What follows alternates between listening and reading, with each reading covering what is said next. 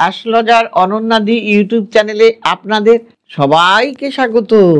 আজকে কি নিয়ে বলবো বলুন তো? আজকে এটাই বলবো যে আমরা সবাই তো অনেক কিছু কেনাকাটা করি, কিন্তু দান করলে আমাদের ভাগ্যটাই বদলে যাবে।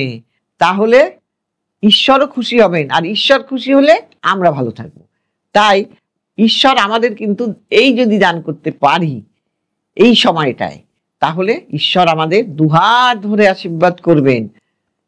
কাজেই শাস্ত্রে কিছু কিছু দান আছে, যে দানগুলো কিন্তু ভীষণভাবে অপরিসীম। এই দানগুলো যদি আমরা দান করতে পারি, তাহলে কি হবে, জীবনের অনেক কিছু আমরা লাভ করতে পারবো, নানা সমস্যা থেকে আমরা মুক্তি পেতে পারবো। কাজেই ঈশ্বর আমায় দুহাত দুহাত ভরে আশীর্বাদ দেবে। বিশেষ করে কোনো মন্দিরে দরিদ্র মানুষকে যদি আপনি দান করতে পারেন, এই সময় দারুণ লাভ। সেটা অর্থের প্রয়োজনে হয়, অনেক সময় কাউকে অর্থ দান করলেন নিজের সামর্থ্য অনুযায়ী। আপনাকে কেউ বলেনি যে আপনি আপনার নিজের প্রয়োজনেই তো দানটা করবেন, কারণ আপনি দান করলে আপনি ভালো থাকবেন। কাজেই সামর্থ্য অনুযায়ী আপনি দান করুন। কাজেই যদি আপনি এই সময় সামর্থ্যের মধ্যে কিছু দান করেন, তাহলে ঈশ্বর খুশি হয়ে যাবেন। কি করবেন? মন্দিরে আপনারা কমলা বা লাল পতাকা দান করুন। এতে কি হবে জানেন? এই যদি পতাকা দান করেন, তাহলে আপনাদের সংসারের ঝামেলা, মামলা মোকদ্দমা, অমীমাংসিত কাজ, এইগুলো কিন্তু মিটে যায়।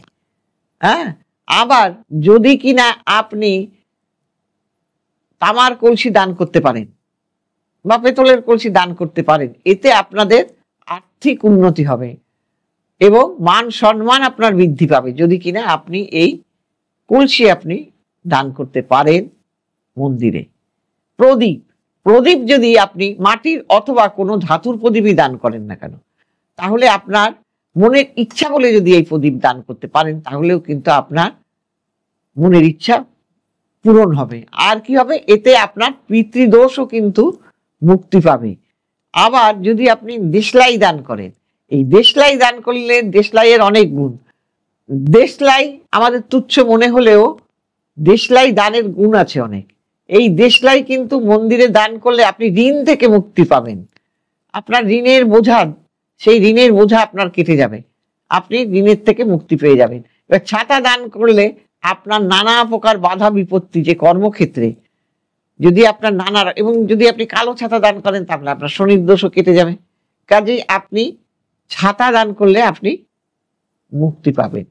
আবার ত্রিশূল যদি দান করেন, খুব ভালো, ত্রিশূল একটা দান করবেন, এতেও কিন্তু আপনাদের অনেক দিক থেকে আপনারা ভালো থাকবেন। আর নুন দান করা খুবই শুভ।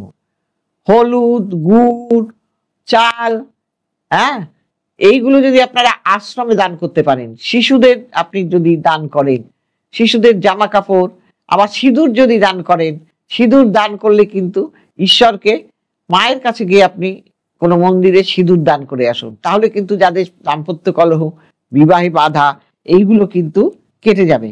আবার যদি দেখা যায় যে আপনারা মন্দিরে সিঁদুর দান করলেন, আবার আপনি অর্থও দান করতে পারেন, অর্থ দান করলেও আপনি আর্থিক সমস্যা থেকে মুক্তি পেতে পারেন। তাহলে আমরা এইভাবে যদি দান করতে পারি, তাহলে কিন্তু আমাদের ভাগ্য পাল্টে যেতে পারে। তাই সবাই ভালো থাকবেন। নমস্কার।